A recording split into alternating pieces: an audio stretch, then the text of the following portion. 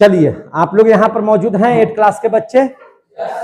चलिए 8 क्लास वालों का आज हम लोग चैप्टर नंबर दूसरा लेकर के आए हैं। क्या चैप्टर लेकर के आए हैं? दूसरा। और दूसरा चैप्टर का नाम क्या चीज है? सूक्ष्म जीव।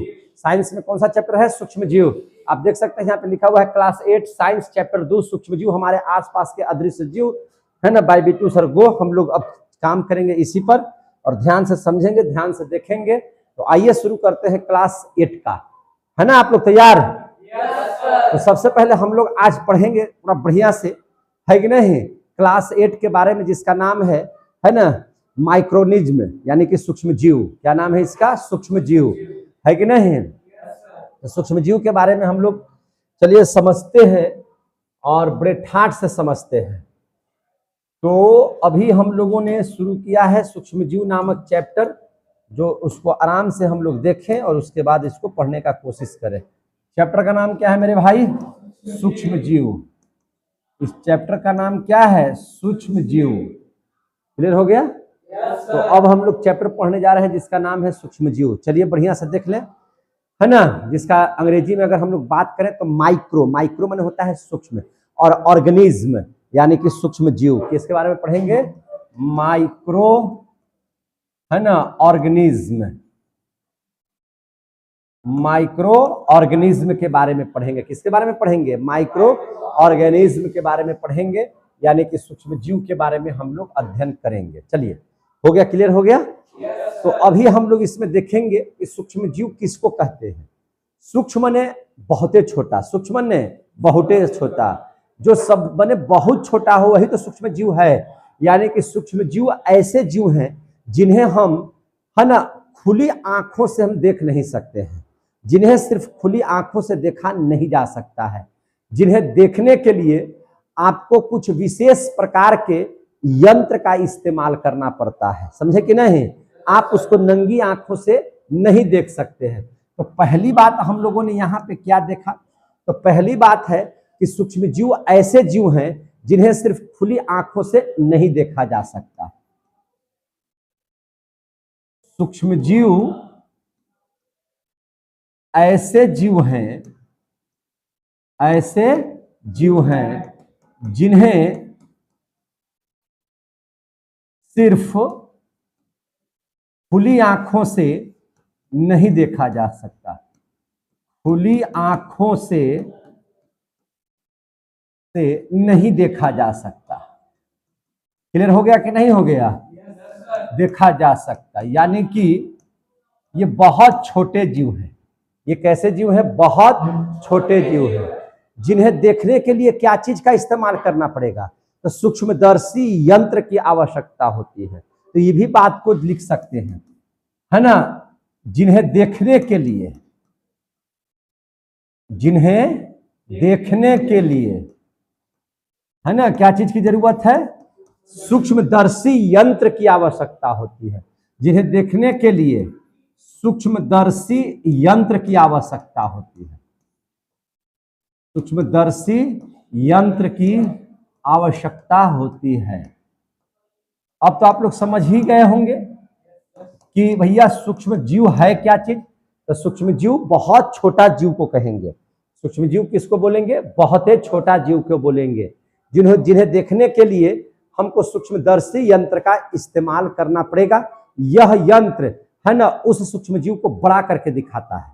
वह सूक्ष्मदर्शी को, माने सूक्ष्मदर्शी यंत्र क्या करता है? किसी भी जीव को बहुते बड़ा करके दिखाता है, समझे कि नहीं। अब यहां पर इस बात को सोचेंगे कि इसकी खोज सबसे पहले किसने किया, है ना, और उसके बाद सूक्ष्म जीव को कौन देखा। तो याद रखिएगा, एक वैज्ञानिक है लीवेनहॉक। क्या नाम है उनका? लीवेनहॉक, जिन्होंने 1676 ईस्वी में, है ना, 1676 ईस्वी में सूक्ष्म जीव की खोज किया। लेकिन वह सूक्ष्म जीव जो था, खोज किया था, है ना, सूक्ष्मदर्शी यंत्र से, जो खुदे हुए बनाए थे। कौन? लीवेनहॉक।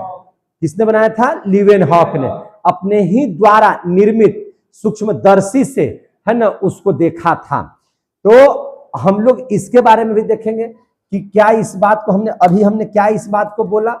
हमने कहा कि इसकी खोज पहले पहल, है ना, सबसे पहले किसने किया था? इसकी खोज पहले पहल किसने किया? लीवेन हॉक। लीवेन हॉक। और लीवेन हॉक ने कब किया है? तो लीवेन हॉक ने किया है 1676 ईस्वी में। कब किया है? 1676 ईस्वी में। अपने ही निर्मित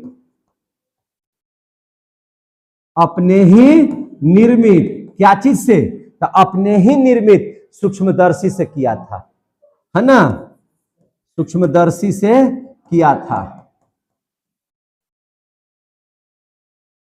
अब देख लीजिए, अब हम लोग अध्ययन किसका कर रहे हैं?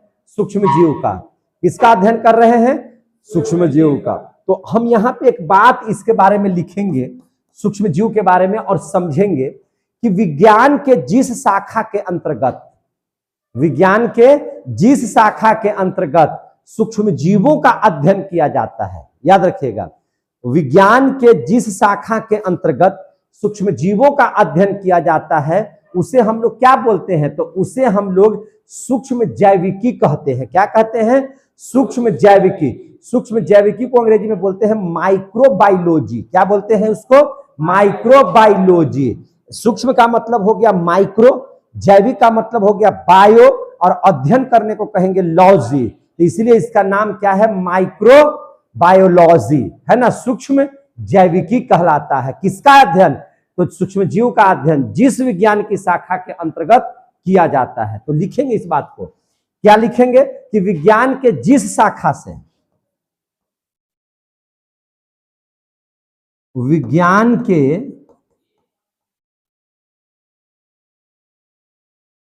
जिस शाखा से, विज्ञान के जिस शाखा से नहीं, जिस शाखा के अंतर्गत कर दीजिए, जिस शाखा के अंतर्गत, है कि नहीं? किसका अध्ययन किया जाता है? सूक्ष्म जीवों का अध्ययन किया जाता है। सूक्ष्म जीवों का अध्ययन किया जाता है ना? सूक्ष्म जीवों का अध्ययन किया जाता है, वह क्या कहलाता है? तो सूक्ष्म जैविकी। तो वह क्या कहलाता है? सूक्ष्म जैविकी। सूक्ष्म जैविकी को अंग्रेजी में क्या कहते हैं? माइक्रोबायोलॉजी। क्या बोलते हैं? माइक्रोबायोलॉजी कहलाता है। क्लियर हो रहा है कि नहीं हो रहा है? इतना तक बात सबको समझ में आया? आपसे पूछा जाएगा कि सूक्ष्म जैविकी किसे कहते हैं, तो जिस विज्ञान के जिस शाखा के अंतर्गत हम लोग सूक्ष्म जीवों का अध्ययन करते हैं, जिस सूक्ष्म जीवों का पढ़ाई करते हैं, उसी को क्या कहा जाता है? सूक्ष्म जैविकी कहा जाता है। क्लियर हो गया कि नहीं हो गया? इसके अंतर्गत हम लोग क्या क्या चीज, सूक्ष्म जीव के अंतर्गत में हम लोग क्या क्या चीज का अध्ययन करेंगे? तो याद रखिएगा ध्यान से, सूक्ष्म जीव का अध्ययन, सूक्ष्म जीव 5 तरह के होते हैं। कितने तरह के होते हैं? 5 तरह के। तो हम लोग उन्हीं 5 का अध्ययन इस चैप्टर में आपको करने जा रहे हैं। कौन कौन है वो? तो वो है सबसे पहले बैक्टीरिया। बैक्टीरिया को ही हिंदी में कहते हैं जीवाणु। बैक्टीरिया को ही हिंदी में क्या कहते हैं? जीवाणु। उसके बाद है शैवाल। क्या है? शैवाल। शैवाल को हम लोग बोलते हैं एल्गी। क्या बोलते हैं? एल्गी। उसके बाद है कवक। क्या है? कवक। तो कवक को बोला जाता है फंगी। क्या बोला जाता है? फंगी। उसके बाद होता है प्रोटोजोआ। हिंदी नेम अंग्रेजी नेम सब वही है, प्रोटोजोआ। क्या नाम है उसका? प्रोटोजोआ। और 5वां जो सूक्ष्म जीव है उसका नाम है विषाणु। अंग्रेजी में उसको बोलते हैं वायरस। क्या बोलते हैं उसको? वायरस। तो हम लोग कितना सूक्ष्म जीव का अध्ययन करेंगे? 5 सूक्ष्म जीव होते हैं। कितना? 5। तो इसमें लिखेंगे, क्या लिखेंगे? कि इसमें सूक्ष्म जीव बोले, उसमें, इसमें का मतलब किसमें? जो सूक्ष्म जीव बोल रहे हैं उसमें क्या क्या चीज हमको पढ़ना है, या क्या क्या चीज होता है सूक्ष्म जीव में, कौन कौन सा चीज होता है? तो पहला लिखेंगे बैक्टीरिया। क्या नाम है? बैक्टीरिया। बैक्टीरिया को ही हम लोग हिंदी में क्या कहते हैं? जीवाणु। क्या कहते हैं? जीवाणु। उसके बाद हम लोग अध्ययन करेंगे किसका? शैवाल। उसको हम लोग क्या बोलते हैं? शैवाल को हम लोग क्या बोलते हैं? तो एल्गी। क्या बोलते हैं? एल्गी। उसके बाद आता है आपको तीसरा नंबर पर हमने क्या बताया था? तो हमने बताया था कवक। तो कवक को क्या बोलते हैं? फंगी। कवक को क्या बोलते हैं? फंगी। कवक को क्या बोलेंगे? फंगी। समझ में आ रहा है? उसके बाद तीसरा हो गया। चौथा जो चीज आएगा उसको हम लोग क्या बोलेंगे? प्रोटोजोआ। क्या पढ़ेंगे? प्रोटोजोआ। और उसके बाद पांचवा क्या है? विषाणु। अंग्रेजी में विषाणु को क्या बोलते हैं? वायरस। क्या बोलते हैं? वायरस। इस पूरे चैप्टर में जो आपका चैप्टर है सूक्ष्मजीव, उसमें पांचों को बहुत ही विस्तार से पढ़ेंगे। और ये पांचों के पांचों है क्या चीज? तो सूक्ष्मजीव है। तो आपसे ये भी क्वेश्चन पूछा जा सकता है कि सूक्ष्मजीव कितने तरह के होते हैं? तो आपको आंसर देना होगा कि सूक्ष्मजीव 5 तरह के होते हैं। कौन कौन? बैक्टीरिया, शैवाल, कवक, प्रोटोजोआ, विषाणु। है कि नहीं? सूक्ष्मजीव का अध्ययन क्या कहलाता है? तो सूक्ष्मजीव का अध्ययन माइक्रोबायोलॉजी कहलाता है, यानी कि सूक्ष्म जैविकी कहलाता है।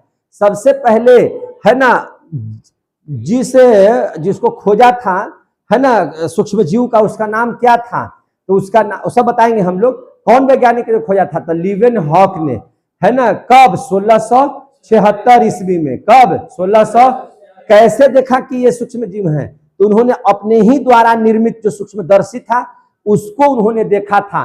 तो सूक्ष्मजीव कहते किसको है? जिसे हम अपनी खुली आंखों से न देख सके, जिन्हें देखने के लिए एक विशेष प्रकार के यंत्र, जिसे हम लोग सूक्ष्मदर्शी यंत्र कहते हैं, उसके माध्यम से देखा जा सके, वही है सूक्ष्मजीव। सारा चीज हमने एक लाइन में कह दिया जो यहाँ पर लिखा हुआ है। समझ में आ गई कि नहीं? बात आ गई समझ में?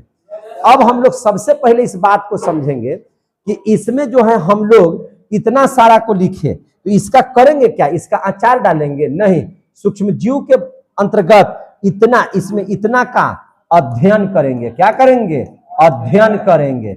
यही 5 गो चीजों का अगर विस्तार से और बढ़िया से अध्ययन कर लीजिएगा तो ये चैप्टर आपका क्या हो जाएगा? समाप्त हो जाएगा। क्या हो जाएगा? समाप्त। तो इन 5 के बारे में बढ़िया से जानकारी प्राप्त करने से पहले कुछ सूक्ष्मजीवों के बारे में और बढ़िया से देखा जाना बहुत जरूरी है। और सबसे पहले हम लोग देखेंगे माइक्रोस्कोप की जब खोज हुई, तो माइक्रोस्कोप के आविष्कार एवं सूक्ष्मजीवों की खोज कैसे कैसे हुई है, इसके बारे में हम लोग समझेंगे। समझे कि नहीं? तो अब देखिए, सबसे पहले हम लोग क्या करेंगे कि माइक्रोस्कोप के आविष्कार एवं सूक्ष्मजीवों की खोज, इस टॉपिक का नाम दे देते हैं। क्या नाम देते हैं? माइक्रोस्कोप। माइक्रोस्कोप यानी कि वैसा यंत्र जिसको सूक्ष्म जीवों को देखा जा सके, उसी को बोलते हैं क्या चीज? माइक्रोस्कोप। उसके आविष्कार के बारे में, किस? उसके आविष्कार बोले तो उसका माने खोजे ना हुआ है एक तरह से नया नया, तो इसके बारे में समझेंगे। माइक्रोस्कोप के आविष्कार एवं इसी में हम लोग एक और टॉपिक जोड़ देते हैं, है ना, सूक्ष्म जीवों की खोज। क्या लिखेंगे? सूक्ष्म जीवों की खोज। सूक्ष्म जीवों की खोज। अब इसको पढ़ेंगे। ये जितना भी आप लोग टॉपिक बाय टॉपिक पढ़ रहे हैं, ये सब 8 क्लास के सारे कोर्सेज में आप लोगों के आते हैं और प्रत्येक टॉपिक को पढ़ाना हमारा कर्तव्य है। तो आपका एक भी टॉपिक छूटने ना पाए, इसीलिए हम लोग टॉपिक बाय टॉपिक इसको लेकर के चलेंगे। तो सबसे पहले हम लोग देखेंगे कि सूक्ष्मजीव की प्राप्ति या सूक्ष्मजीव की खोज माइक्रोस्कोप के बाद बहुत ज्यादा हुआ है ना। माइक्रोस्कोप की जब खोज हो गई है तो उसके बाद उसका अध्ययन करना बहुत सरलता से हुआ है। कैसे हुआ है? सरलता से। तो सबसे पहले हम इस बात को समझेंगे, उसको देखने के लिए जिस यंत्र का इस्तेमाल करते हैं उसको बोलते हैं संयुक्त सूक्ष्मदर्शी। क्या बोलते हैं? संयुक्त सूक्ष्मदर्शी। उसका नाम क्या है? संयुक्त सूक्ष्मदर्शी। ये संयुक्त सूक्ष्मदर्शी होता कैसा है? तो सबसे पहले इसको हम लोग समझेंगे। तो सबसे पहले संयुक्त सूक्ष्मदर्शी है क्या चीज? तो सूक्ष्म जीवों को देखने के लिए। किसको देखने के लिए? सूक्ष्म जीवों को देखने के लिए। सूक्ष्म जीवों को देखने के लिए, याद रखिएगा, फिर से समझिएगा। सूक्ष्म जीवों को देखने के लिए जिस विशेष यंत्र की जरूरत होती है, सूक्ष्म जीवों को देखने के लिए जिस विशेष यंत्र की जरूरत होती है, वह सूक्ष्मदर्शी या माइक्रोस्कोप कहलाता है। वह क्या कहलाता है? सूक्ष्मदर्शी या माइक्रोस्कोप कहलाता है। तो क्या बोले कि सूक्ष्म जीवों को देखने के लिए, सूक्ष्म जीवों को देखने के लिए, याद रखिएगा, सूक्ष्म जीवों को देखने के लिए जिस विशेष यंत्र की,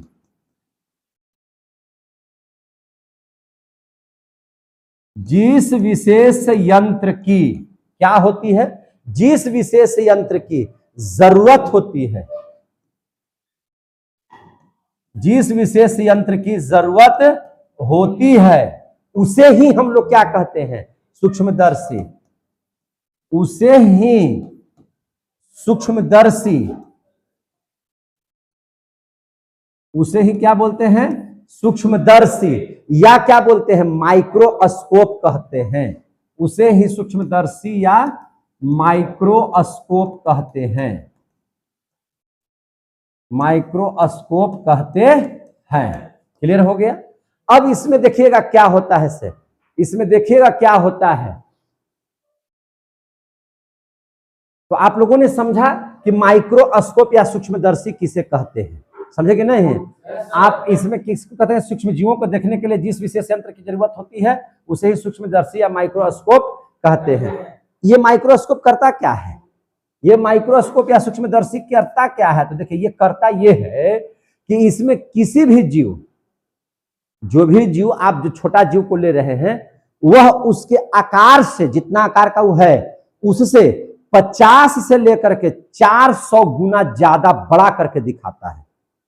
अब आ गया समझ में? जैसे कहने का मतलब कलम है इतना बड़ा, लेकिन सूक्ष्मदर्शी यंत्र से अगर इसको देखा जाए तो यह इसका आपको बढ़ाने की शक्ति होगी कितना गुना ज्यादा, 50 गुना, इससे 50 गुना ज्यादा या 500 गुना बड़ा करके ये दिखाएगा, काफी बड़ा हो जाएगा। तो अगर किसी वस्तु को कोई उससे अपने आप से 50 गुना या 400 गुना ज्यादा बड़ा करके दिखाता है, तब तो हम आसानी से सूक्ष्मजीव देख सकते हैं कि नहीं देख सकते हैं। लेकिन कुछ सूक्ष्मजीव ऐसे होते हैं कि उनसे भी नहीं देखे जा सकते हैं। चलो, लेकिन फिर भी जितना है बना था उसको देखने के लिए, तो इसमें हम लोग लिखेंगे कि इससे किसी भी जीव को, है ना, इससे किसी भी जीव को,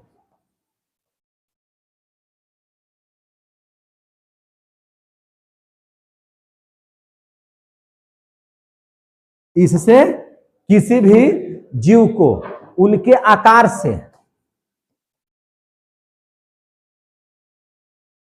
उनके आकार से कितना बड़ा गुना करके दिखलाता है, तो 50 से 400 गुना अधिक, 50 से 400 गुना अधिक, है ना, 50 से लेकर के कितना गुना, 400 गुना अधिक तक बढ़ाकर देखते हैं,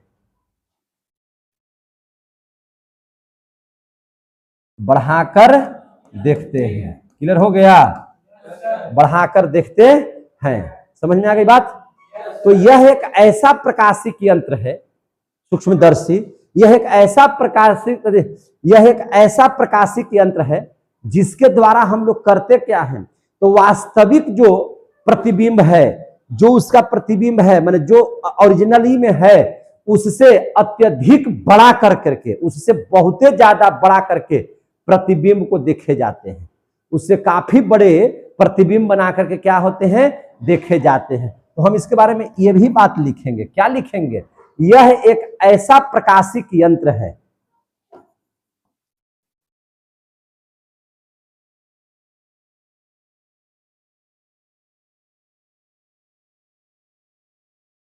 यह एक ऐसा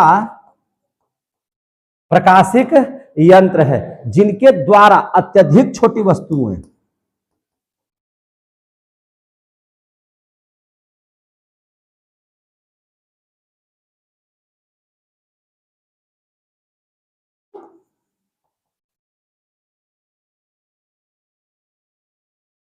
जिनके द्वारा अत्यधिक छोटी वस्तुओं के बड़े प्रतिबिंब,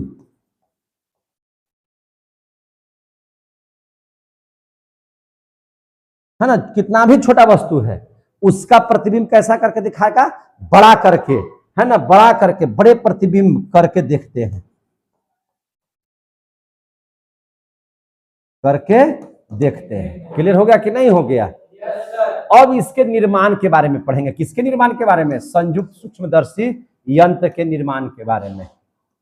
अब इसके निर्माण के बारे में देख लीजिए। किसके बारे में देखिएगा? निर्माण के बारे में। समझे कि नहीं? अब देख लीजिए यहां निर्माण के बारे में। इससे पहले आप लोग सूक्ष्मदर्शी यंत्र को देखिए, यहां पे ध्यान से आप लोग गौर से देखिए कि सूक्ष्मदर्शी यंत्र होता कैसे है। फिजिक्स में भी पढ़ना है आप लोगों को, है कि नहीं? तो फिजिक्स में भी आपको पढ़ने के लिए मिलेगा।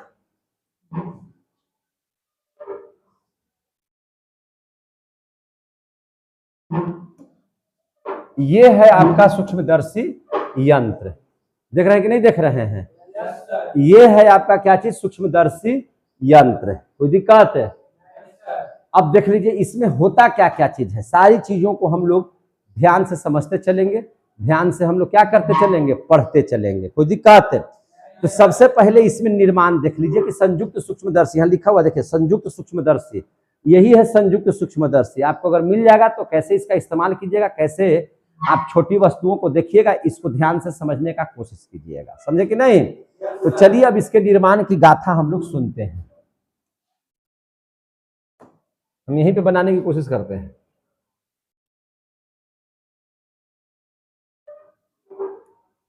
है ना? हम लोग निर्माण के बारे में पढ़े। किसके बारे में पढ़े? निर्माण। ठीक है ना? किसके बारे में पढ़ा जाए? निर्माण के बारे में, है कि नहीं?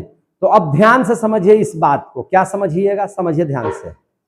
यह जो सूक्ष्मदर्शी, संयुक्त सूक्ष्मदर्शी आप देख रहे हैं, ये ऐसे सूक्ष्म जीवों को देखने के लिए ही बनाया गया है। और ये उस सूक्ष्म जीवों की आकृति को बढ़ा करके दिखाता है। कैसे करके दिखाता है? बढ़ा करके दिखाता है। समझे कि नहीं? तो एक संयुक्त सूक्ष्मदर्शी में आपको बता दे कि एक संयुक्त सूक्ष्मदर्शी में 2 लेंस होते हैं। कितने लेंस होते हैं? 2 लेंस होते हैं। समझ में आ गई बात?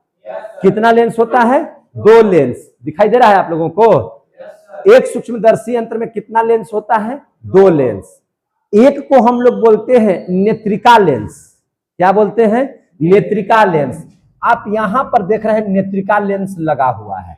नेत्रिका लेंस पर ही हम लोग आंख से उसको यहां पे टिकाते हैं और देखते हैं नीचे। और ये नेत्रिका लेंस कहां होता है? यहां पे। यहां पे क्या होता है इसका? नेत्रिका लेंस। और दूसरा होता है अभिदृश्यक लेंस। आप देख लीजिए यही चीज यहां से नीचे आया है, जिसको क्या बोलते हैं? अभिदृश्यक लेंस। समझ में आ रहा है बात? ये वाला हमारा क्या हो गया? अभिदृश्यक लेंस है। क्या है ये? अभिदृश्यक लेंस। और ये वाला क्या है हमारा यहां पर लगा हुआ? क्या है? नेत्रिका लेंस। क्लियर हो गया कि नहीं?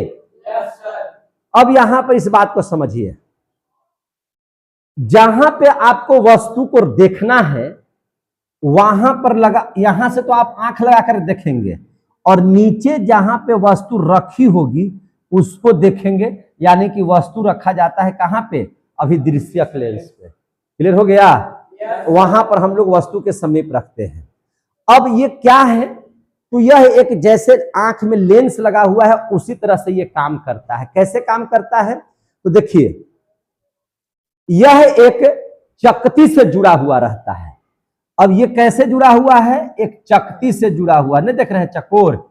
यह किससे जुड़ा हुआ है? एक चकती से जुड़ा हुआ है। और इसमें करीब करीब आपको 1 या 2, कितना? 1 या 2 अभिदृश्यक लेंस जुड़े होते हैं। 1 या 2 क्या जुड़े हुए रहते हैं?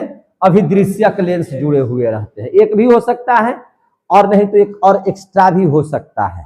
यानी कि कितने लेंस जुड़े हुए रहते हैं? 1 या 2 या 3 भी लेंस जुड़े हो सकते हैं, है कि नहीं?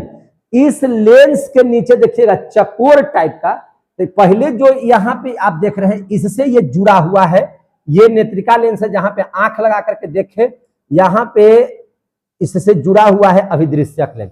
और नीचे चकोर दिया हुआ है जहां पे आप वस्तु को रख सकते हैं। यहाँ पे वस्तु को क्या कर सकते हैं? रख सकते हैं। इसमें किसी भी वस्तु को क्या कर सकते हैं? रख सकते हैं। समझे कि नहीं? इस पट्टी के ठीक नीचे बीचों बीच, इस पट्टी के ठीक नीचे कहां पे? बीचों बीच जहां पे आपको देखिए क्या बनाया हुआ है, एक गोलाकार छिद्र होता है, कहीं दिखाई दे रहा है छिद्र, एक गोलाकार छिद्र दिखाई दे रहा है। तो एक गोलाकार छिद्र होता है, क्या होता है, एक छिद्र होता है। इस छिद्रवा के जैसे ही नीचे जाइएगा तो यहां एक दर्पण लगाया हुआ है, क्या लगाया हुआ है, दर्पण।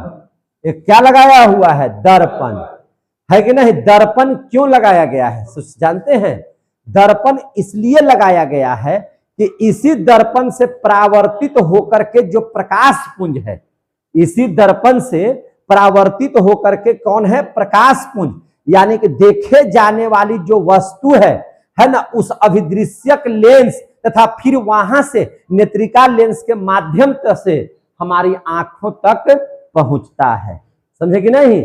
यहां से जो प्रकाश जाता है रिफ्लेक्ट होता है, इस वस्तु को अभिदृश्यक लेंस देखता है और यह अभिदृश्यक लेंस हमारी आंखों तक फुटेज को पहुंचाता है। समझ में आ गई बात, आंखों तक फुटेज को क्या करता है, पहुंचाता है। क्लियर हो गया, मशीन सब लगा हुआ से देख रहे हैं कि नहीं देख रहे हैं। तो यहां तक बात को समझ गए। अब देख लीजिएगा, यहां से समझिए, चाकोर दृढ़ पट्टी, चाकोर दृढ़ पट्टी के छिद्र के ठीक बीचों बीच, कहां पे, ठीक बीचों बीच शीशा की एक लंबवत आयताकार पट्टी जिसके ऊपर देखे जाने वाली वस्तु रखी जाती है वो लगाई जाती है। आप देखिएगा यहां पे छिद्र है और यहां पर जो आप देख रहे हैं, यहां पर जो दर्पण के ठीक ऊपर है, यहां पे चकोर दृढ़ पट्टी जो है उसके वहां तक बीचे बीच शीशा का ये लगा हुआ रहता है। किसका लगा हुआ रहता है, ये शीशा का लंबवत आयताकार की पट्टी लगी होती है। समझ में आ गई बात, ये किसका लगा हुआ होता है, शीशा का, किसका, शीशा का लगा हुआ रहता है। समझ में आ गया बात। अब देख लीजिए, अब यहां से एक बात को समझिएगा कि प्रारंभिक समायोजन पेच, हमने क्या बताया, पूरा ये जो पेच जो आप देख रहे हैं उसमें सूक्ष्म में आप देखिएगा समायोजन, यहां पे एक पेच, प्रारंभिक समायोजन जो पेच लगा हुआ है, ये क्या करता है कि इसको अगर आप घुमाते हैं तो इसको थोड़ा बड़ा या थोड़ा नीचा कर करके इसको सेटिंग किया जाता है। क्या किया जाता है, सेटिंग किया, यानी कि घुमा करके आप इसको थोड़ा सा है ना मिलाते हैं कि वस्तु कहां पर है, थोड़ा और ऊंचा करके देखे या थोड़ा नीचा करके देखे। तो इसके लिए प्रारंभिक समायोजन पेच होता है। क्या होता है, प्रारंभिक समायोजन पेच होता है। इसमें देखिएगा एक सूक्ष्म समायोजन पेच भी होगा कहीं, तो यहां पर देखिए सूक्ष्म समायोजन पेच है। इस पेच के माध्यम से ये जो अभिदृश्यक लेंस आप जो देख रहे हैं इसको सेटिंग किया जाता है कि यहां से जिस वस्तु को हम देख रहे हैं नीचे, क्या वह वस्तु यहां पर सामने रखा हुआ कि नहीं। मान के चले कि यह वस्तु यहां से यहां आ जाए तो इसको इधर से या इससे देखने की जरूरत होगा, इसके लिए यह सेटिंग के लिए दिया जाता है। क्लियर हो गया कि नहीं हो गया, यानी कि उस सेटिंग करने के लिए होता है, लेंसों को समुच्चय को सही प्रकार से व्यवस्थित किया जाए, इसके लिए ऐसा होता है ताकि वस्तु हम लोगों को स्पष्ट रूप से दिखाई दे सके। और इस प्रकार से हम लोग है ना, ये आधार है जहां पे है ना हम लोग को अगर रखने का इच्छा होगा, रख करके किसी टेबल पर देखने का है तो इसके लिए यहाँ पे एक आधार बनाया गया है ना। इधर साइड से जो है से भुजाएं दी गई है ताकि यह लेंस, यह जो सूक्ष्मदर्शी यंत्र है ना, यहाँ पे अस्थिर रूप से रह सके। क्लियर हो गया कि नहीं हो गया। और इन्हीं महत्वपूर्ण खोजों से ही हमें पता चलता है कि सूक्ष्म जीव जो थे अत्यंत विविधता वाले जीव हैं, है कि नहीं। सूक्ष्म जीव कैसे जीव हैं, अत्यंत है ना विविधता वाले जीव है। विविधता वाले जीव का मतलब हम क्या कहना चाहते हैं, तो कहना चाहते हैं कि हम लोग इस सूक्ष्मदर्शी यंत्र के खोज हो जाने के बाद सूक्ष्म जीवों को हमने देखा तो इससे पता चलता है कि कुछ सूक्ष्म जीव जो होते हैं हमारे लिए बहुत लाभदायक हैं और कुछ सूक्ष्म जीव जो हैं हमारे लिए बहुत क्या है, हानिकारक हैं। तो इन सभी बातों का अध्ययन, यानी कि सूक्ष्म जीवों के बारे में बहुत सारी बातें कब पता चली, जब संयुक्त सूक्ष्मदर्शी यंत्र का आविष्कार हुआ तब पता चली। क्लियर हुआ कि नहीं हुआ। तो आप लोग फिगर को दिमाग में बैठा लिए, तो अब इस पूरे फिगर का निर्माण हम लिख दें। तो चलिए इसका निर्माण में हम लोग लिख देते हैं। इसका निर्माण में कैसे लिखेंगे तो ध्यान से समझिए। इसको ऐसे लिखेंगे, ऐसे लिखेंगे। कैसे लिखेंगे? ऐसे।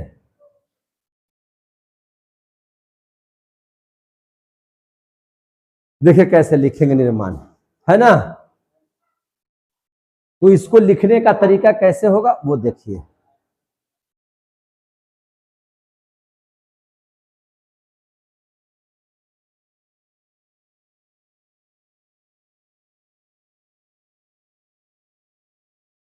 देखिए, चलिए हम लोग इसको करते हैं। कैसे लिखेंगे? तो एक संयुक्त सूक्ष्मदर्शी में कितना लेंस होता है? 2। कितना लेंस लगा हुआ रहता है? 2। तो पहली बात तो ये लिख दीजिए।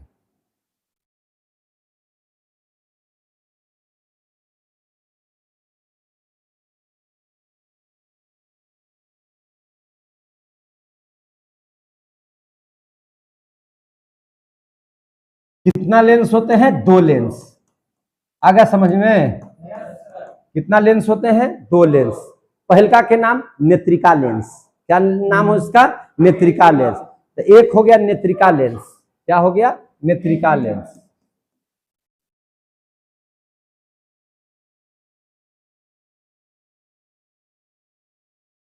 एक का नाम क्या हो गया? नेत्रिका लेंस। अब नेत्रिका लेंस को ध्यान से समझिए।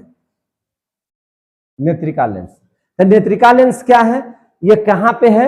ये जो सूक्ष्मदर्शी का सबसे ऊपरी भाग में है। सूक्ष्मदर्शी का सबसे कहां है? ऊपरी भाग में है। तो लिखेंगे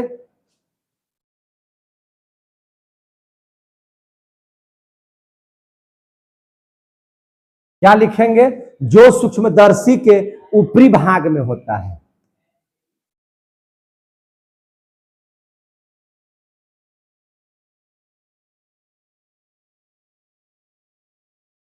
कहां होता है? ऊपरी भाग में होता है। क्लियर हो गया? दूसरा जो लेंस था वह क्या है? तो उसको बोलेंगे अभिदृश्यक लेंस।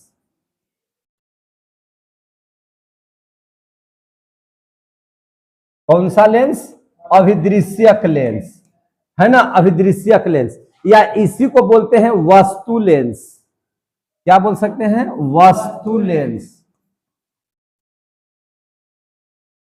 इसके बारे में जान लीजिए। तो ये कहां है? जो नीचे की ओर देखे जाने वाली, जहां पे वस्तु रखते हैं उसके समीप होता है। नहीं, जहां पे वस्तुआ रखेंगे ओकरे समीप में वो दिखाएगा हमको। तो वहां पर कौन सा लेंस लगा हुआ रहता है? अभिदृश्यक लेंस।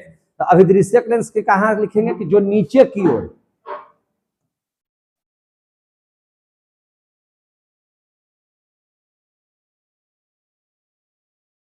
जो नीचे की ओर, नीचे की ओर मैंने कहां पे? नीचे की ओर मैंने कहां पे? तो जो नीचे की ओर देखे जाने वाली वस्तु के समीप होता है। जो नीचे की ओर, क्या बोल रहा है? जो नीचे की ओर देखे जाने वाली वस्तु के समीप होता है।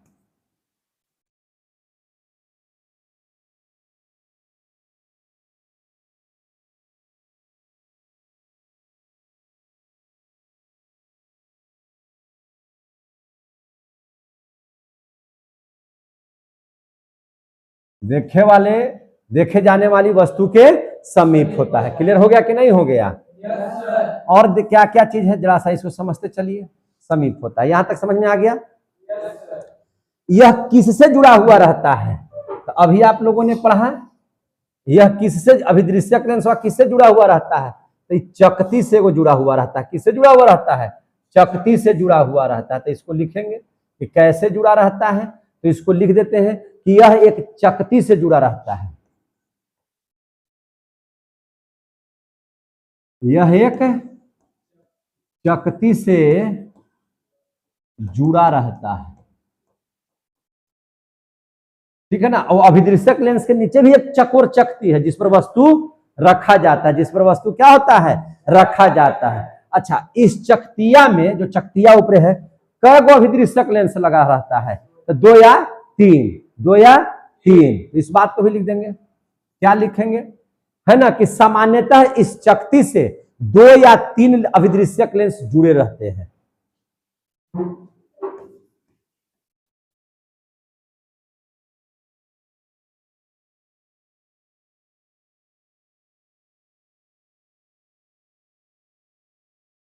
2 या 3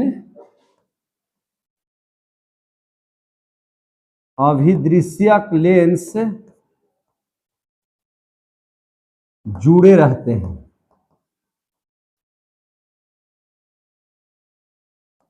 अभिदृश्यक लेंस क्या होते हैं? जुड़े रहते हैं। समझ में आ रही बात है? अच्छा, इस लेंस के नीचे एक दृढ़ माने पूरा मजबूत चकोर टाइप का एक पट्टी होता है। क्या रहता है? चकोर टाइप का पट्टी। दिखाए ना उसमें फिगर में, देखे हैं ना? चलिए, तो इस बात को भी लिख दीजिए। क्या लिख दीजिएगा? है ना कि इस लेंस के नीचे जो जो फिगर में हम बताए, फिगर दिमाग में है वो इसी लिखते चले जाइए। इस लेंस के नीचे, मैंने कौन लेंस के नीचे? तो अभिदृश्यक लेंस के नीचे। समझे कि नहीं? तो इस लेंस के नीचे कैसा दृढ़, दृढ़ माने होता है मजबूत, कड़ा, चाकोर पट्टी होती है। चाकोर पट्टी होती है। चाकोर क्या होती है? पट्टी होती है। क्लियर हो गया? चाकोर पट्टी होती है। इस पट्टिया में अभिदृश्यक लेंस के ठीक सामने बीचे बीच एक छिद्र होता है। होता है कि नहीं होता है? तो इस बात को भी लिखेंगे।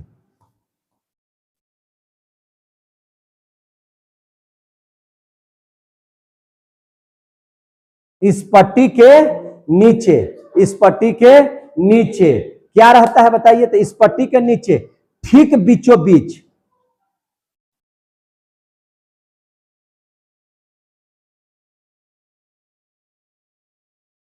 है ना, इस पट्टी के नीचे ठीक बीचों बीच एक गोलाकार छिद्र होती है।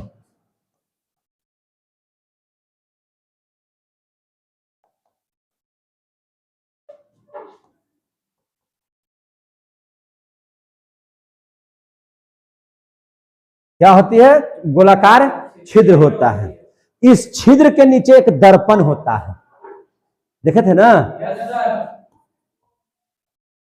आपको इसीलिए फिगर दिखा दिए कि आप बढ़िया से फिगर को समझिए, ध्यान में लगाइए। और वहां भी अगर छूट गया तो इसमें आ जा रहा है कि नहीं? आपको लिखना होगा तो लिख दीजिएगा ना यार। इस छिद्र के नीचे,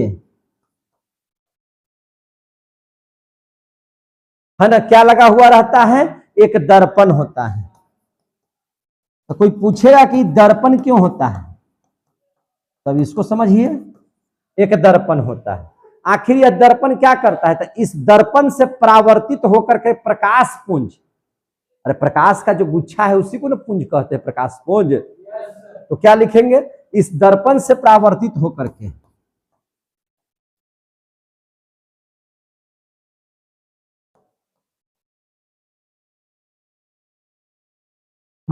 इस दर्पण से परावर्तित होकर क्या चीज? प्रकाश पुंज। क्या चीज? प्रकाश पुंज, है ना, परावर्तित होकर के क्या चीज? प्रकाश पुंज। माने प्रकाश पुंज यानी कि प्रकाश, प्रकाश रहेगा तभी हम किसी वस्तु को देख सकते हैं। तो प्रकाश पुंज कहां जाता है? तो देखे जाने वाली वस्तु। कहां पे? देखे जाने वाली वस्तु। तो देखे जाने वाली वस्तु किसके नजदीक है? अभिदृश्यक लेंस के नजदीक है। कहां पे नजदीक है? अभिदृश्यक लेंस के नजदीक है।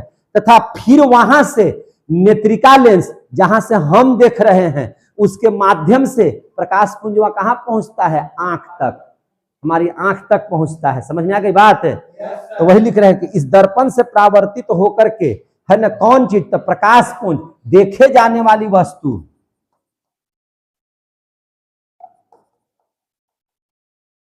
देखे जाने वाली वस्तु, और छोटा किए हैं, देखे जाने वाली वस्तु, है ना, देखे जाने वाली वस्तु। ये वस्तु कहां पे है? अभिदृश्यक लेंस।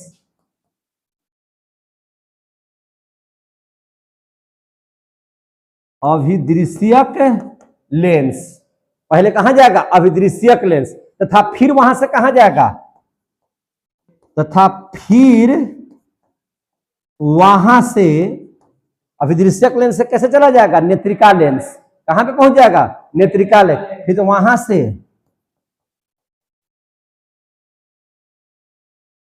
वहां से पहुंच गया किसके पास, नेत्रिका लेंस के माध्यम से कहां पहुंच जाता है, आंख में।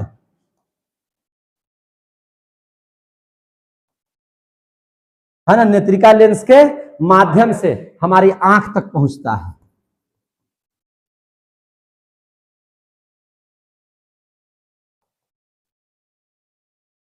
और जिस मार्ग से वो पहुंचता है वह कैसा रहता है, शीशा का पट्टी। कैसा रहता है, शीशा का पट्टी, है कि नहीं।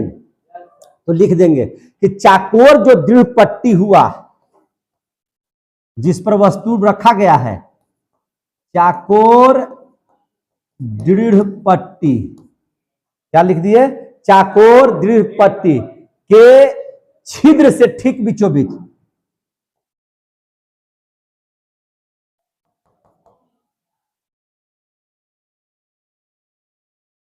ठीक बीचों बीच, कहा, ठीक बीचों बीच शीशे का एक लंबवत, शीशे का एक लंबवत न था, लंबा न टाइप के, है ना, एक लंबवत क्या लगा हुआ रहता है, तो उसके ठीक नीचे माने एक लंबवत शीशा का क्या लगा हुआ रहता है, माने उसको क्या बोल सकते हैं, है ना, पट्टी बोल सकते हैं। क्या बोल सकते हैं, पट्टी। तो ऐसे लिखेंगे, चाकोर दृढ़ पट्टी से, चाकोर दृढ़ पट्टी के छिद्र से ठीक बीचों बीच, है ना, सिरों का, है ना, सिरों का एक लंबवत आयताकार पट्टी,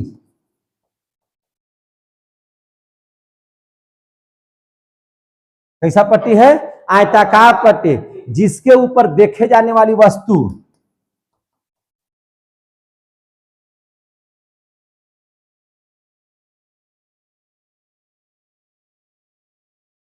देखे जाने वाली, जो देखे जाने वाली क्या है, वस्तु है, रखी होती है, रखी जाती है ना, वस्तु क्या है, रखी होती है, रखी जाती है कि नहीं। जैसे चकोर हो गया, ये उसमें छिद्रवा है, उसी के नीचे ना शीशा का लगा हुआ है, वही रखी जाती है, समझे कि नहीं, वो लगा हुआ है। अब पढ़ लेते हैं प्रारंभिक समायोजन जो है, जिसको मान लिया जाए कि घटाना है या बढ़ाना है, जैसे लेंस वाइज है ना लगा हुआ, जिसमें देख रहे हैं खिया से, तो इसको मैंने नजदीक करना है, तो उसको समायोजन कर लेंगे।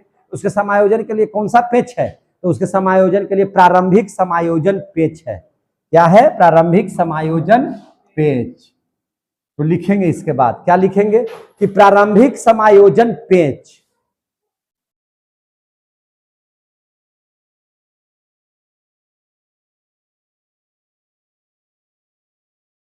प्रारंभिक समायोजन पेच लगा हुआ कि नहीं।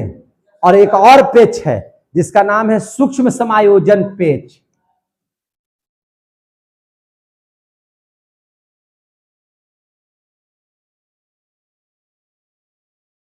सूक्ष्म समायोजन पेच, सूक्ष्म समायोजन पेच की सहायता से,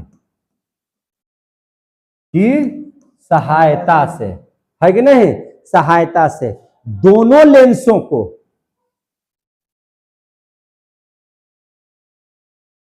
दोनों लेंसों को, कौन कौन लेंस, नेत्रिका लेंस और अभिदृश्यक लेंस, दोनों लेंसों को, समुच्चय को, दोनों लेंसों की समुच्चय को,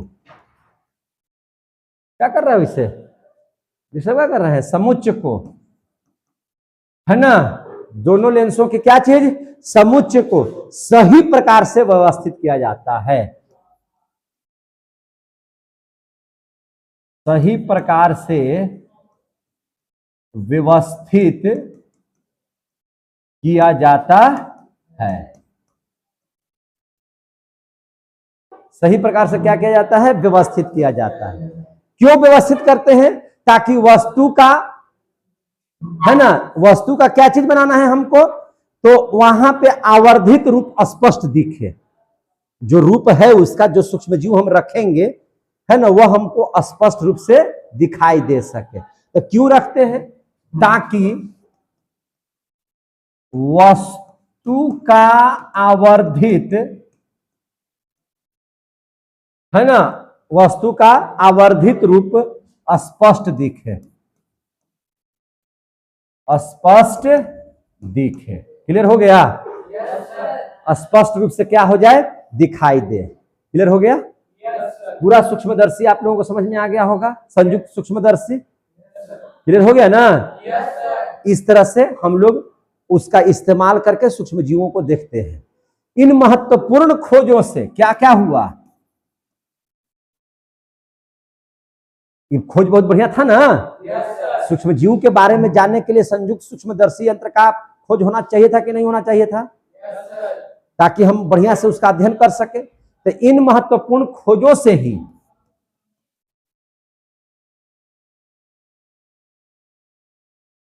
इसका जब महत्वपूर्ण खोज हो चुका है, तब सूक्ष्म जीव के अंदर में हम लोगों ने पता लगाया कि अत्यंत विविधता है ना, अत्यंत विविधता है, यानी कि ये विविधता वाले जीव है। तो इन महत्वपूर्ण खोजों से ही हमें पता चला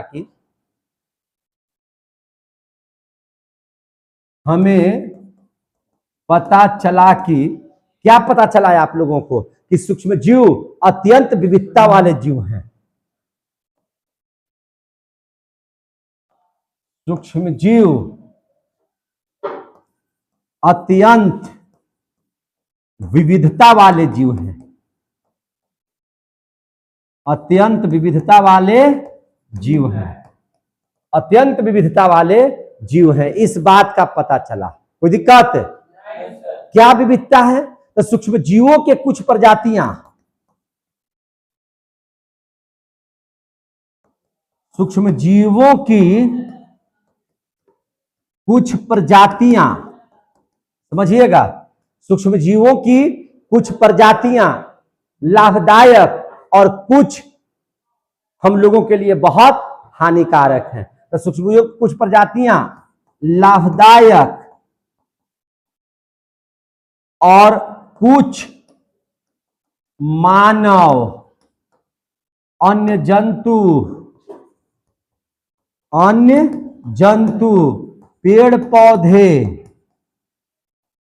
पेड़ पौधों के लिए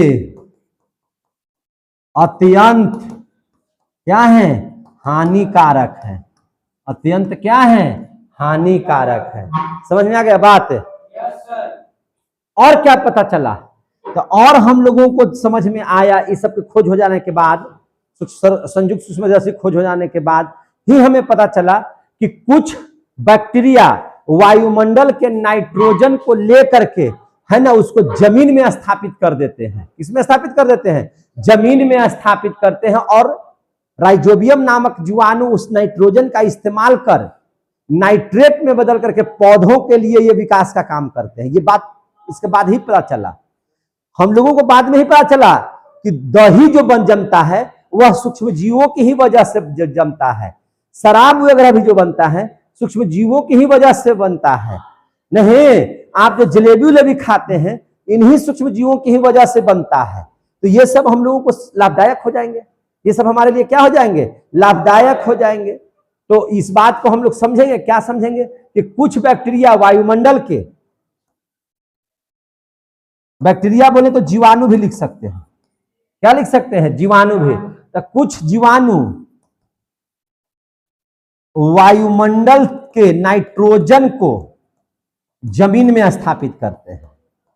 जमीन में क्या करते हैं? स्थापित करते हैं, जमीन में स्थापित करते हैं। दही का निर्माण करते हैं, दही का निर्माण करते हैं।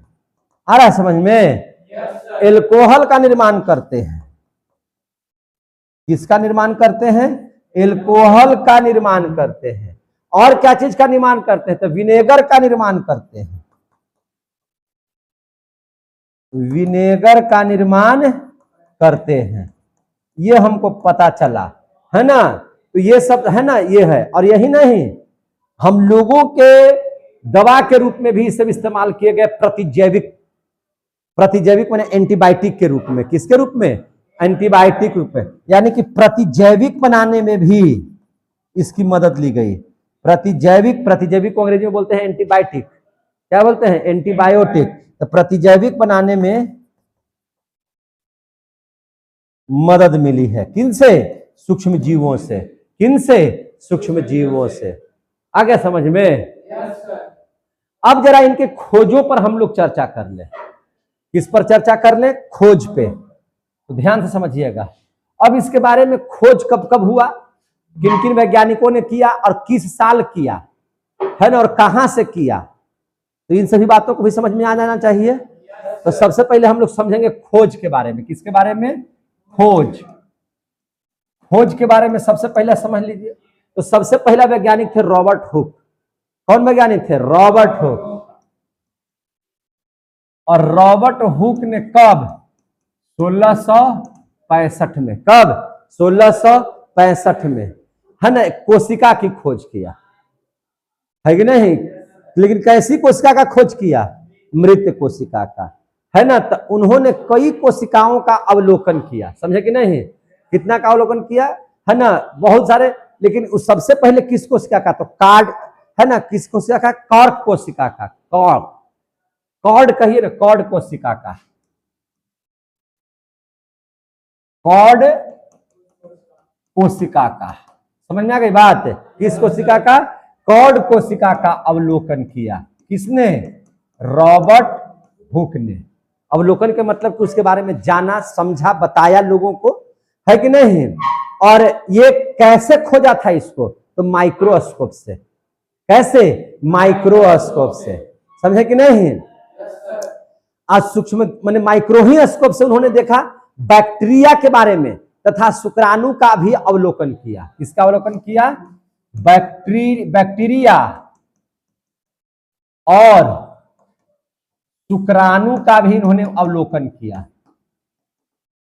शुक्राणु का अवलोकन किसकी मदद से किया? माइक्रोस्कोप से। कैसे?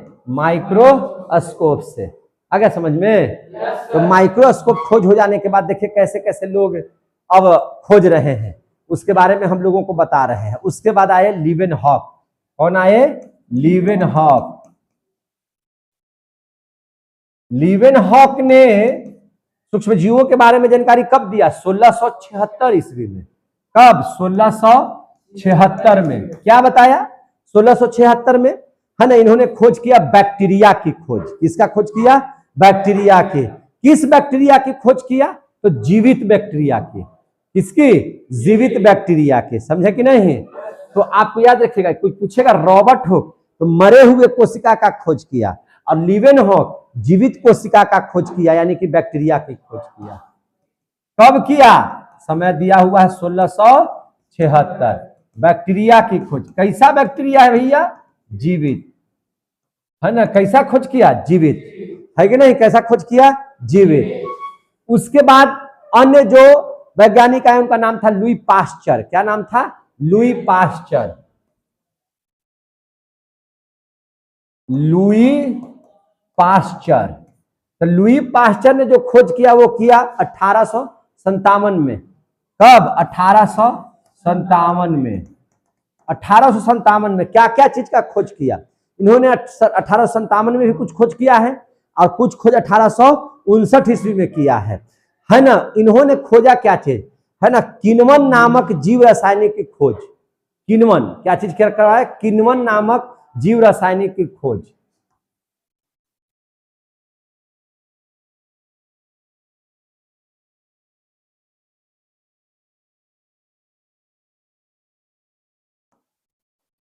किण्वन मैंने जिसको सड़ा गला दिया जाए, जिसको सड़ा करके गला करके, है ना, उसके बारे में, मैंने उसके सड़ाने गलाने से जो कीटाणु या जीवाणु पैदा होते हैं, जिनसे ये से शराब सड़ाइए करके बनाया जाता है, तो अल्कोहल वगैरह सबका खोज कर सकते हैं कि लुई पास्चर के द्वारा किया गया। समझ में आया कि नहीं आया? तो लुई पास्चर ने जी, है ना, किण्वन नामक जीव रासायनिक की खोज किया। समझ में आ गई बात? अब देख लीजिए, इन्होंने ही 1859 में बताया, इन्होंने ही यानी कि लुई पास्चर ने ही 1859 में बताया कि सूक्ष्म जीवों की संख्या में वृद्धि कैसे होती है, इस बात का पता बताया इन्होंने, है ना। इन्होंने क्या बताया 1859 में? कि सूक्ष्म जीव अपनी संख्या में वृद्धि कैसे करता है, इस बात का पता लगाया। इस बात का पता लगाया। किसने पता लगाया? लुई पाश्चर ने। किसने? लुई पाश्चर ने। अब उसके बाद आए अगला वैज्ञानिक जिसका नाम था रॉबर्ट कॉक। क्या नाम था? Robert Kock.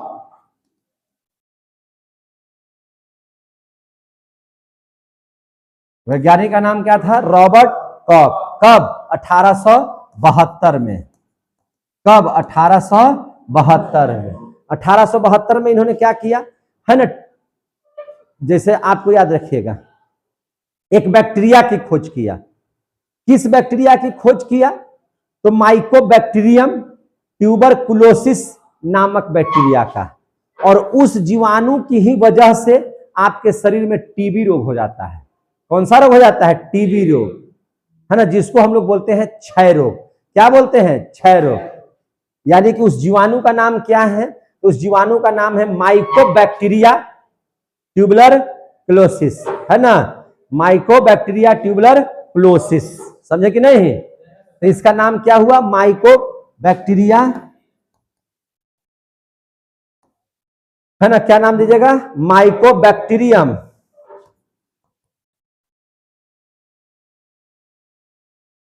Mycobacterium tubular क्लोसिस।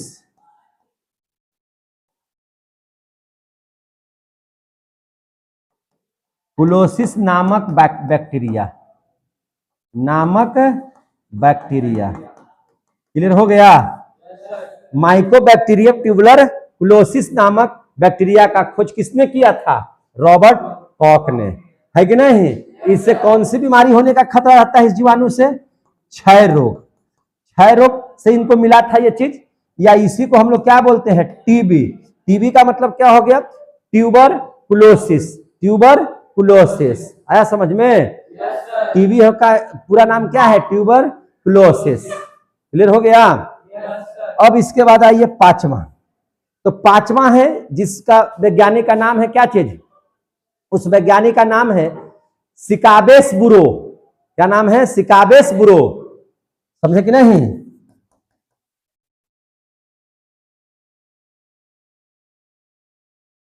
इनका नाम है कि नहीं? कीटासेट। टेटनस का नाम सुने हैं? टेटनस। तो टेटनस जैसे निकलता है, टेटनस रोग का कारक जो है वह कौन सा जीवाणु है या कौन सा विषाणु है? तो टेटनस नामक जो विषाणु, टेटनस नामक जो रोग होता है वह किसकी वजह से होता है? तो टिटनेस बैसिलस। किसकी वजह से? टिटनेस बैसिलस की वजह से। और उसकी खोज किसने किया था? सिकाबेस बुरो कीटासेट ने। कब किया था? 1889 में। कब? 1889 में। देख रहे हैं ना? तो याद रखिएगा इस सबको। 1889 में क्या चीज का खोज किया था? टिटनेस बैसिलस का। टिटनेस बैसिलस का। टिटनेस बैसिलस की ही वजह से आपको, मैंने, ये किसका कारक होता है? तो टिटनेस रोग का कारक होता है। टिटनेस रोग का, टिटनेस रोग का कारक। टिटनेस रोग कैसे हो जाता है? तो अगर आपको कोई लोहा, जंग लगा हुआ लोहा, ब्लेड इत्यादि से अगर आपका हाथ पांव कट गया या खरोंच लग गया तो आपको बहुत ज्यादा खतरा है कि यह जीवाणु आपके शरीर में प्रवेश कर जाएगा और आपको टिटनेस की भयंकर बीमारी पैदा करेगा, आपका मृत्यु हो जाएगा। इसलिए इसके जब भी आपको कटे छटे ब्लेड से तो तुरंत भर में टेटभैक का सुई ले लीजिए। क्या चीज का सुई ले लीजिए? टेटभैक का सुई ले लीजिए। उससे इस जीवाणु को पनपने का मौका नहीं मिलता है। समझे कि नहीं? इसलिए इसका ध्यान रखिएगा। अब इसके बाद है अलेक्जेंडर फ्लेमिंग। क्या नाम है? Alexander Fleming.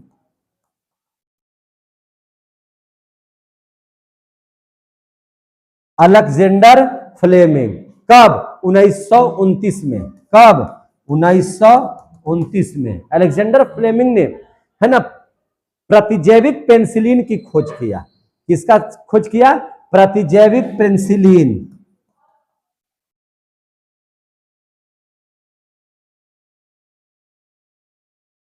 प्रतिजैविक किसका खोज किया? पेनिसिलिन की खोज किया। समझे कि नहीं? पेनिसिलिन की खोज किया। उस समय होड़ लग गया खाली बैक्टीरिया के खोज के लिए, है ना, यानी कि सूक्ष्म बैक्टीरिया ही नहीं, विषाणु, कीटाणु जितना भी है, सारे सूक्ष्म जीवों की खोज करने का क्या लग गया था उस समय? होड़। किसके बाद? सूक्ष्मदर्शी यंत्र के इस्तेमाल होने, माने उसकी आविष्कार हो जाने के बाद, है ना, इस सब का खोज का ये हो गया। पेनिसिलिन, प्रतिजैविक पेनिसिलिन की खोज किया, है कि नहीं? कहां से किया? कहां से किया? तो पेनिसिलिन, है ना, एक कवक है। क्या है? कवक। तो पेनिसिलिन नोटेडम, पेनिसिलिन नोटेडम, है ना, क्या चीज? पेनिसिलिन नोटेडम नामक कवक से खोज किया। कवक से खोज किया। समझ में आ गई बात है? उसी से खोज किया। समझे कि नहीं? अब इसके बारे में हम लोग जानेंगे कि जितने भी सूक्ष्म जीव हैं उसका स्वभाव क्या है और वह उसका वास स्थान कहाँ है, मैंने कहाँ रह सकते हैं ये लोग। समझे कि नहीं? तो अब ध्यान से समझिएगा किसके बारे में, है ना, स्वभाव तथा वास स्थान। स्वभाव तथा वास स्थान माने इनका रहने का जगह क्या है, इनका स्वभाव क्या है सूक्ष्म जीवों का, उसके बारे में। समझे कि नहीं? देखिए ये कहां कहां पाए जाते हैं तो ध्यान से समझिएगा। तो आपको ये मिल जाएंगे समुद्र में, नदी में, तालाब में, झरना में, मिट्टी में, भूमिगत, है ना, भूमिगत जल में, ये सब जगहों पर मिल जाएंगे। कहां कहां मिल जाएंगे? समुद्र, नदी, तालाब, झरना, मिट्टी, भूमिगत जल, देख रहे हैं ना, भूमिगत जल, इन सभी जगहों पर मिल जाएंगे। रेगिस्तान में भी मिलेंगे, दलदल में भी मिलेंगे। रेगिस्तान, दलदल, हर जगह। कहां पे? हर जगह। ध्रुवीय क्षेत्रों में भी मिलेंगे।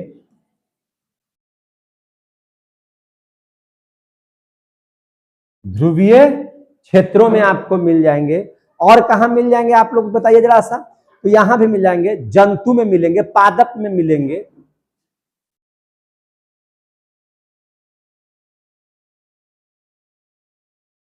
कहां कहां? जंतु में भी मिलेंगे, पादप में भी मिलेंगे और मनुष्यों के शरीर में भी पाए जाते हैं।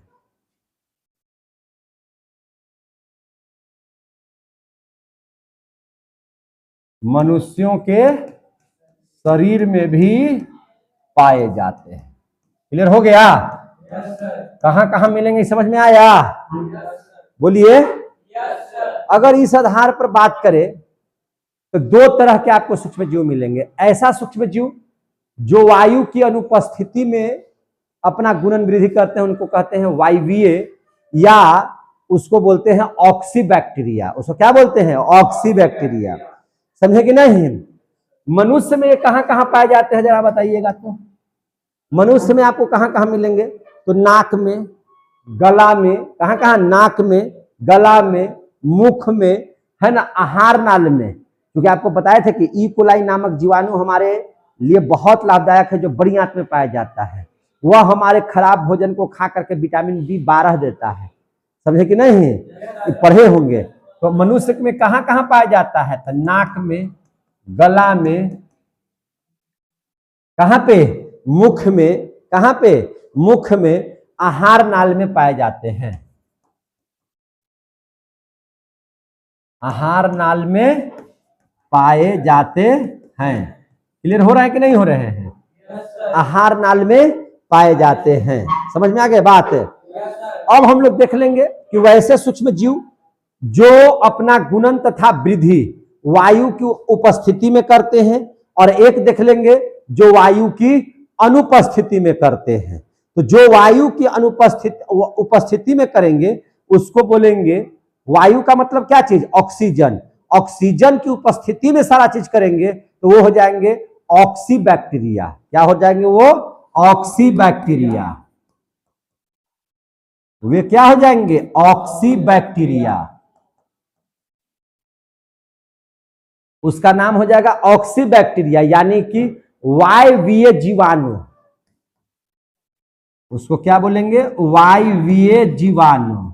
और जो ऑक्सीजन की अनुपस्थिति में करेंगे उनको क्या बोलेंगे? और जहां ऑक्सीजन है तो अनऑक्सी, क्या बोलेंगे? अनऑक्सी बैक्टीरिया, बैक्टीरिया।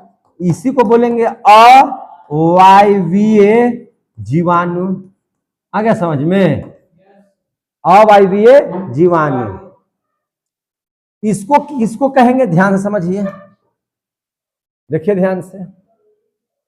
वैसे बैक्टीरिया जो ऑक्सीजन की उपस्थिति में क्रियाशील होते हैं, वैसे बैक्टीरिया जो वायु की उपस्थिति में क्रियाशील होते हैं,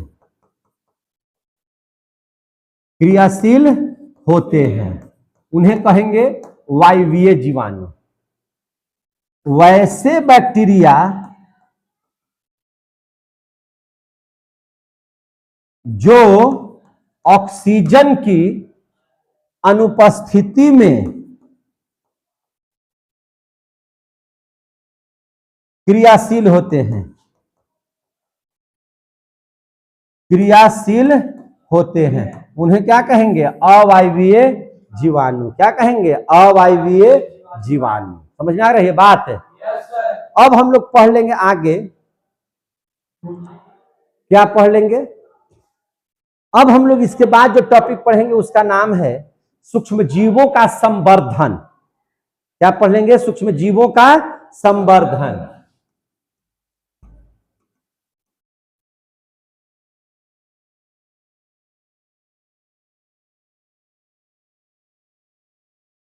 सूक्ष्म जीवों का संवर्धन। क्या पढ़ लेंगे? सूक्ष्म जीवों का संवर्धन। सूक्ष्म जीवों के संवर्धन के बारे में जानकारी ले लीजिए। देखिए, अगर आप वैज्ञानिक तरीके से, कैसे? वैज्ञानिक तरीके से, यानी कि वैज्ञानिक तरीका किसको बोलेंगे? जो मानव के द्वारा तैयार किया गया होगा उसको वैज्ञानिक तरीका।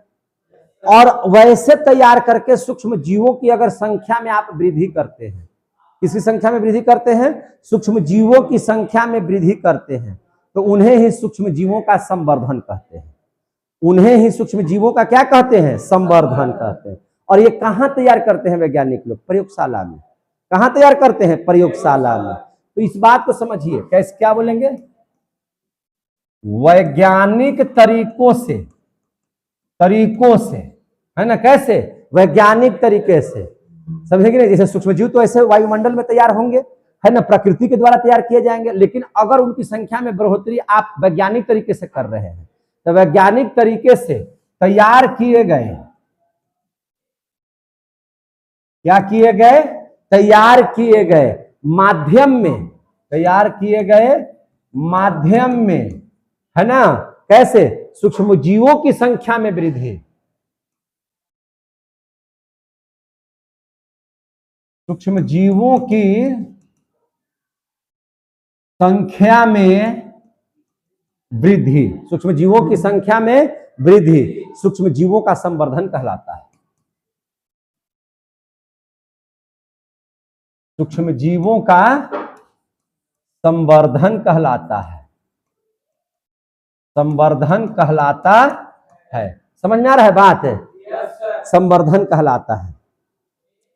प्रयोगशाला में इनका जो संवर्धन होता है, इनका संख्या में वृद्धि करवाया जाता है। कैसे करवाया जाता है बताइए? तो लिखेंगे कि प्रयोगशाला में इनके संवर्धन के लिए एक प्रचलित माध्यम है। प्रयोगशाला में कौन सा माध्यम है?